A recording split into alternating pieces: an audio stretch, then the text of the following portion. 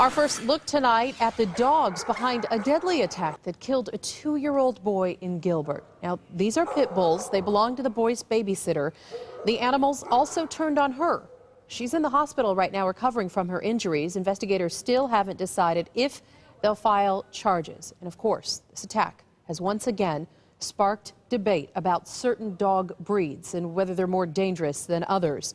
There are no recent studies on breed-specific attacks, but the CDC did a study where they analyzed deadly dog attacks over a 20-year period between 1979 and 1998. Of the 238 deadly attacks, pit bulls were responsible for 27% of them, followed by Rottweilers and German Shepherds. ABC 15's Pete Serrato spoke with a man who raises and sells pit bulls today. And Pete, he told you these might not be the best dogs for a certain group of people.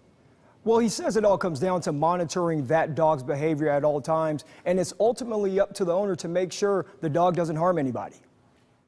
People should know this is one of the best animals I've ever owned. William Conway has sold American pit bulls for more than a decade. His comfort level with the breed is unmistakable. As big as he is, he's a little bitty baby. He just wants to be pet and played with all day. This wasn't the case in Gilbert yesterday, when a group of pit bulls severely injured a babysitter and killed a 2.5-year-old toddler. That's why a pit bull expert like Conway stresses the importance of safety first. I want to monitor the dog and just make sure it's not displaying any type of aggressive behavior toward another dog or human being. Especially around young children. As you can see, he's a big dog, so you don't want a dog this big around a kid.